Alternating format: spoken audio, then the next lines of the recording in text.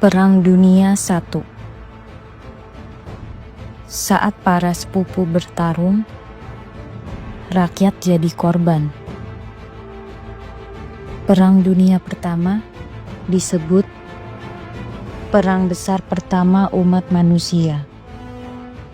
Tapi, bagaimana jika perang ini sebenarnya hanyalah drama keluarga bangsawan? Karena faktanya, Raja Inggris George V,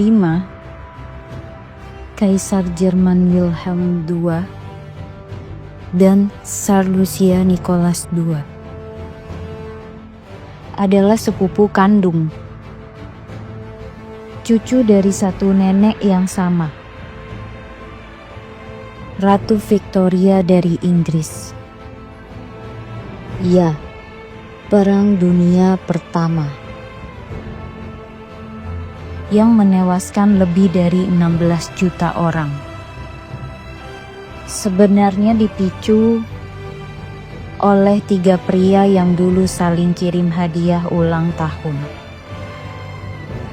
Masa kecil para kaisar. Victoria, ibu Eropa, adalah Ratu Inggris, tapi darahnya dari Jerman. Bahasa ibunya Jerman. Bahkan di istana Buckingham, bahasa Jerman lebih sering terdengar daripada Inggris. Anak-anak dan cucunya dinikahkan ke seluruh kerajaan Eropa. Wilhelm II, cucu pertamanya, anak dari putri sulung. George V, anak dari Edward VII, juga cucu Victoria. Sir Nicholas II,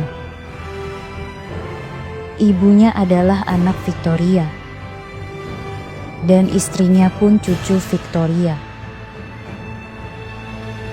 Mereka tumbuh bersama, liburan musim panas di kastil keluarga, kirim surat pribadi berisi lelucon keluarga, panggil-panggilan, Mickey, Willy, dan Georgie. Mereka tahu lelucon masing-masing. Mereka tahu luka pribadi masing-masing. Tapi di tahun 1914, mereka saling kirim pasukan. Luka dan ego yang meledak. Wilhelm II punya tangan cacat sejak lahir. Itu membuatnya merasa rendah diri. Dan seumur hidup mencoba membuktikan dirinya sebagai pemimpin besar. Ia sering merasa diremehkan oleh sepupunya dari Inggris dan Rusia. Dan sejak muda, Wilhelm punya ambisi besar. Menjadikan Jerman sebagai kekuatan maritim dan kolonial yang menyaingi Inggris. Sementara Nicholas II, pemimpin Rusia, adalah pria tenang, yang sebenarnya lebih cocok jadi petani kaya daripada pemimpin kerajaan besar. George V, pria konservatif, pendiam, lebih tertarik pada berburu dan perburuan. Tapi politik membawa mereka ke titik yang sama. Mewarisi dunia yang sedang mendidih, pemantik yang disulut keluarga.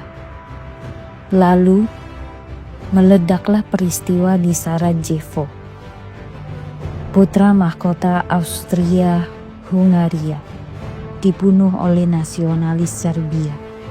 Austria marah, dibela Jerman. Serbia dibela Rusia. Inggris ikut masuk.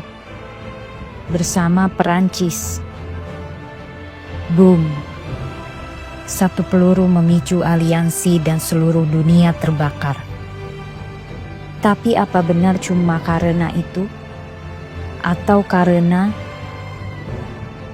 para elit ini sadar dunia lama mereka akan segera runtuh, dan lebih baik mereka bertarung duluan daripada dikalahkan oleh zaman rakyat yang jadi tumbal. Puluhan juta rakyat dimobilisasi. Pemuda dikirim ke parit-parit di Prancis, Belgia, Polandia, tinggal dan mati di lumpur. Disuruh membela bangsamu. Padahal para pemimpin mereka saling kirim surat pribadi beberapa minggu sebelum perang, meminta tenang dan jangan terburu-buru. Tapi akhirnya mereka semua menyerah pada tekanan politik, dan rakyatlah yang membayar harganya. Di Natal 1914, tentara Jerman dan Inggris saling nyanyi lagu Natal, main bola bareng di antara mayat dan kawat berduri. Karena mereka sadar, musuh mereka bukan sesama rakyat, tapi para elit yang kirim perintah. Kekuasaan lama runtuh. Hasilnya, bukan cuma jutaan korban jiwa, tapi 3 kekaisaran besar runtuh. Tsar Nicholas II dan seluruh keluarganya dieksekusi di ruang bawah tanah oleh kaum revolusioner. Kaisar Wilhelm II dipaksa turun tahta dan dibuang ke Belanda. Austria-Hungaria bubar. Kekaisaran Ottoman menyusul. Seluruh tatanan monarki lama tumbang. Tapi, apakah setelah itu dunia jadi damai? Tatanan baru tanpa mahkota. Setelah perang, monarki digantikan oleh sistem baru.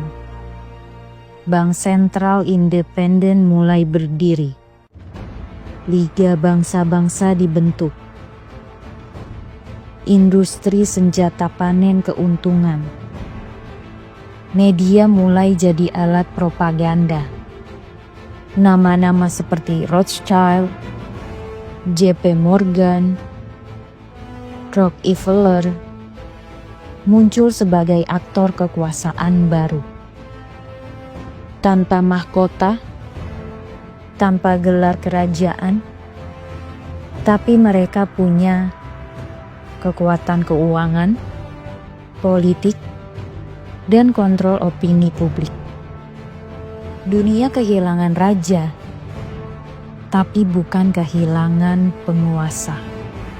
Ilusi nasionalisme. Perang ini disebut perang antar negara. Tapi mari kita tanya ulang. Negara atau keluarga elit yang sedang berebut warisan kekuasaan. Rakyat dikibuli dengan propaganda. Bangsa kita terancam. Musuh ada di seberang lautan. Bela tanah airmu. Padahal yang bertarung adalah mereka yang tumbuh bersama. Mereka yang saling panggil sepupu. Perang Dunia I bukan cuma tragedi sejarah. Ia adalah pelajaran bahwa kadang perang bukan karena musuh yang nyata, tapi karena elit yang ingin tetap berkuasa. Raja-raja bisa tumbang, Tapi kekuasaan tak pernah benar-benar mati. Ia hanya berganti bentuk. Dari mahkota ke sistem. Dari tahta ke meja rapat. Dan perang masih terus berulang. Karena rakyat masih percaya. Musuh mereka adalah rakyat dari negara lain. Padahal mungkin musuh kita semua adalah ilusi yang sama.